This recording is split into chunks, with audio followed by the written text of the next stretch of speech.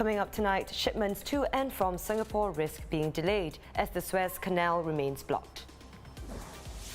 A cool Singapore invention, NTU scientists develop antibacterial gel bandages made from durian. And would you wear one of these when eating or drinking? It's a Mexican invention.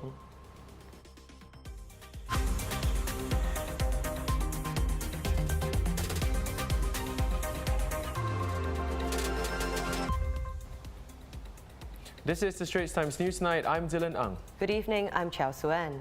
Efforts to move the giant container ship stuck in the Suez Canal continue for a third day, with officials warning that it's too early to say how long the job might take.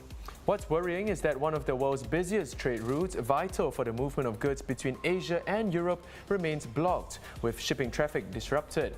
What does it mean? Well, in a Facebook post, Transport Minister Ong Ye Kung likens it to a big tree falling across the CTE, and every other expressway linked to the CTE will be affected. He goes on to say that if the disruption is prolonged, PSA may see schedule disruptions when shipping lines reroute their journeys. It will have to plan ahead and ensure that operations remain smooth.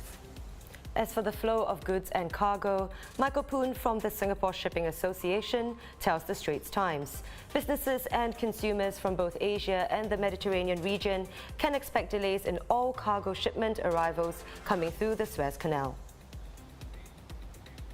8 tugboats have been trying to push and pull the ship free of the canal's banks to no avail. Experts said that freeing the ship might require a combination of reducing the weight of the ship, using tugboats and dredging sand. In a worst-case scenario, some of the carrier's fully filled containers may have to be taken off. The 400-meter-long vessel was bound for Europe when it lost control in high winds and ran aground diagonally across the canal on Tuesday morning, blocking traffic in both directions. Singapore will be relaxing some COVID-19 restrictions from next month, but one rule that's not changing is the 8-person limit for social gatherings. Professor Teo Yik Ying, Dean of the Saw Swee Hock School of Public Health, tells the Straits Times it's because Singapore has been very cautious and careful in its approach. In many ways, I'm glad that this cap on 8 people remains. And I know it's not popular, but this is actually when people interact in close proximity settings without masks and often talking with each other for quite an extended period.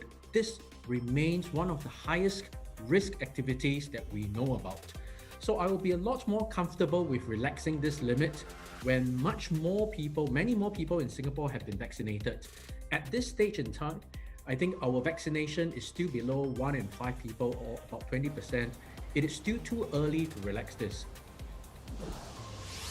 For the 13th straight day, there were no new local COVID-19 infections here in Singapore, but 17 new cases were reported by the Health Ministry today, all imported.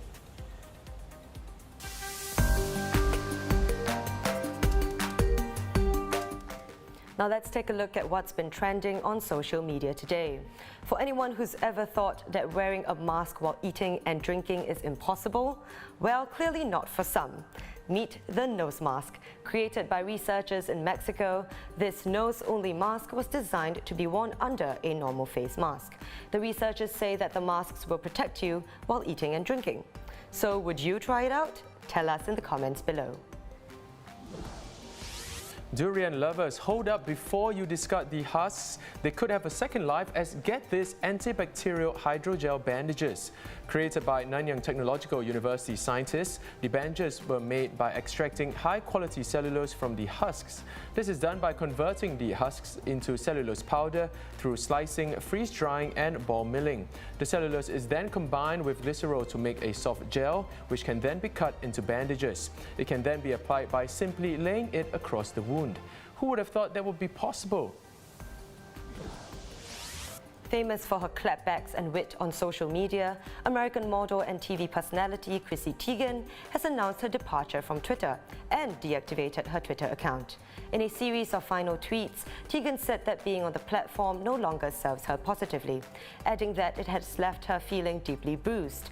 Teigen, whose account had over 13 million followers, said that she hasn't learned to block out the negativity, but also acknowledged that she has made mistakes and said inappropriate things on the platform.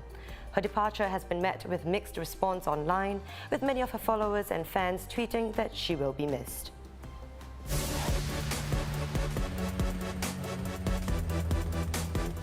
The countdown has officially begun to the Tokyo Olympics with the torch relay starting today in Fukushima. Members of the Japanese national women's football team were the first to light the torch, marking the start of the 4-month countdown. Some 10,000 runners are expected to take the torch across 47 prefectures until it arrives in Tokyo Stadium on July 23rd. And that wraps up the Straits Times Newsnight. Do visit straitstimes.com to see more news and videos. You can also subscribe to our YouTube channel by hitting the button below. Have a great evening. We'll see you tomorrow.